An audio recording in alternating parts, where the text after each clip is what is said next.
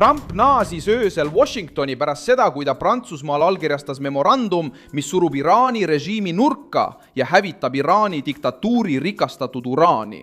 Uudis, mis domineerib sellel neljapäeval 2026 aasta 18. juunil, on see, et Ameerika Ühendriikide ja Iraani vaheline kokkulepe nõuab nüüd, et rikastatud uraanivarud hävitatakse Iraani territooriumil rahvusvahelise aatomienergiaagentuuri järelevalve all. See ei ole lihtsalt diplomaatiline fraas, vaid kokkuleppe kõige karmim osa, sest see puudutab täpselt seda punkti, mida Teheran on alati püüdnud säilitada kui jõusümbolit. Donald Trump allkirjastas dokumendi Versailles palees Pariisi lähedal G7 kohtumise ajal ja naasis Ameerika Ühendriikidesse juba varahommikul. Liitlased plaksutasid, Marco Rubio ilmus kohe taha ja surve liikus teise kohta.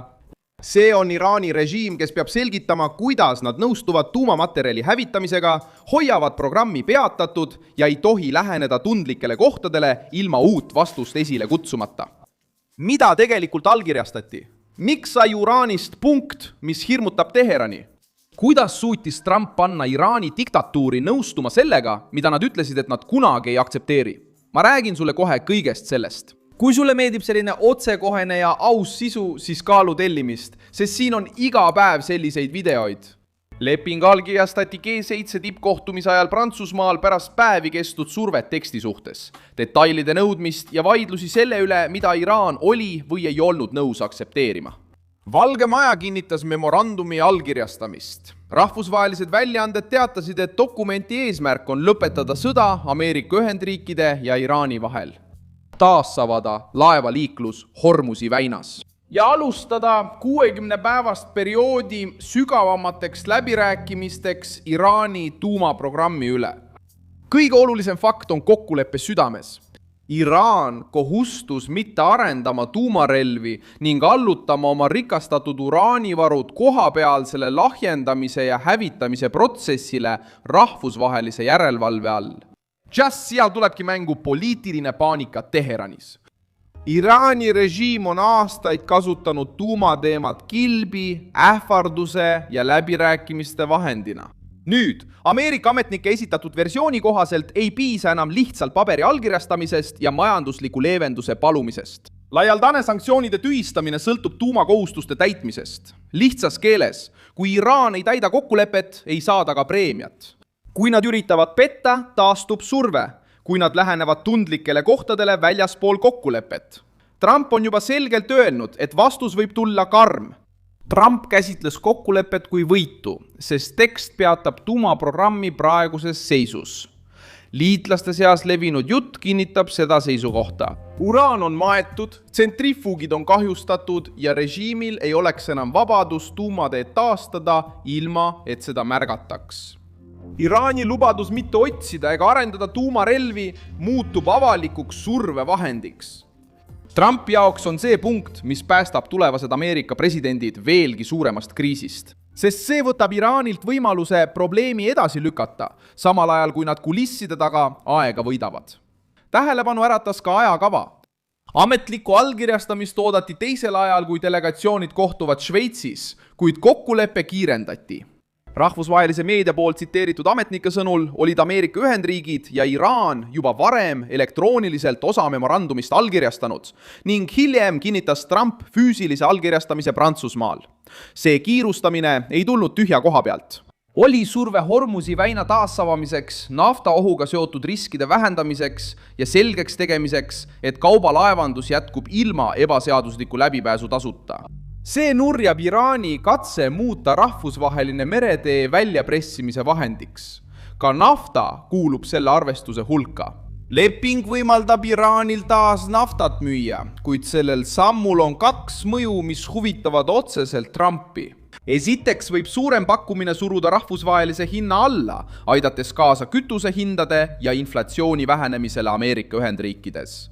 Teiseks kaotab Hiina osa eelisest, mida ta sai sanktsioonide all oleva Iraani nafta ostmisel soodushinnaga.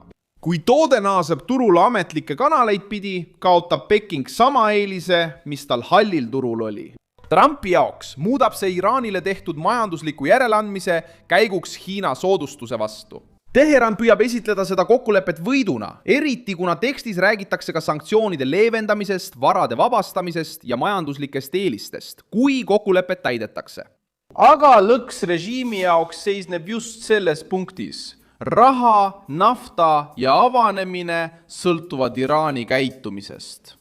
President tuli Air Force Oneilt maha umbes kell 4 hommikul pärast Prantsusmaal viibimist ja siiski jäi ta kavandatud päevakavasse, mis algas kell 8 hommikul. Samal ajal, kui kriitikud püüdsid tema otsusekindluses kahelda, ilmus Trump välja pärast rasket läbirääkimist. Leping allkirjastatud, rahvusvaheline kriis päevakorra keskmes ja päevakava Valges Majas püsis vaid mõni tund hiljem. Marco Rubio tõusis esile, sest ta oli allkirjastamise pildi keskmes. Ja kuna Ameerika diplomaatia peab nüüd muutma memorandumis kokkulepitu praktiliseks nõudeks, ülesanne ei lõpe fotoga. 60-päevane läbirääkimine peab täpsustama, milline saab olema olukord. Kuidas uraani lahjendatakse, millised sammud toovad majandusliku kasu ja millised rikkumised toovad režiimile karistused tagasi. G7 riigid võtsid kokkuleppe vastu kui katse kriisi stabiliseerida, eriti nafta, laevanduse ja sõja laienemise ohu tõttu. Hormuzi taasavamine huvitab kõiki, kuid Donald Trumpi poliitiline võit seisneb selles, et ta suudab arutelu viia konkreetse nõudmiseni. Iraan ei tohi omada tuumapommi, ei tohi kasutada väina sõjatollina ega müüa tühje lubadusi automaatse leevenduse vastu. Israel on selles võrrandis tundlik osa, sest ta ei osalenud otseselt läbirääkimistel ja tunneb jätkuvalt muret Iraani toetatud relvarühmituste pärast, eriti Liibanonis. Trump kritiseeris isegi Benjamin Netanyahu suhtumistegevustesse Liibanonis, nõudes kontrollitumat lähenemist. Sellegipoolest jäi USA valitsuse põhisuund Iraanile keskendunuks. Tuumaprogrammi ohjeldamine, energiasektori surve vähendamine ning sõja muutumise takistamine püsivaks kriisiks Ameerika Ühendriikidele ja nende liitlastele. Rahvusvaheline aatomienergia agentuur saab selles uues olukorras võtmetähtsusega osaliseks. Rahvusvaheline järelevalve ei ole tehniline detail, vaid vahend, mida kasutatakse selleks, et takistada Teheranil oma tegelikke kavatsusi varjamast.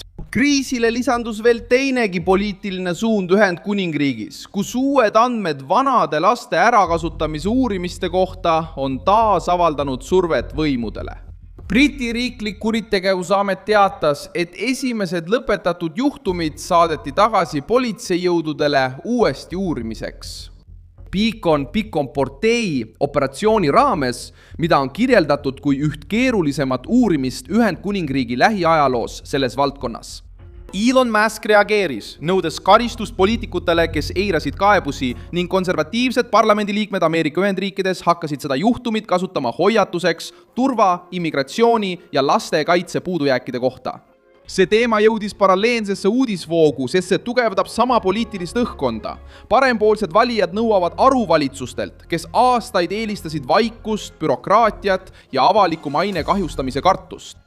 Milson Alvese rahvusvaheliste suhete ekspert ja minu eesmärk on hoida sind iga päev tõega hästi informeerituna. Uudiste lingid on video kirjelduses. Pane sellele videole like, telli kanal ja lõpuks vaata kommentaare, et olla veelgi paremini seotud Milson Alvese kogukonnaga.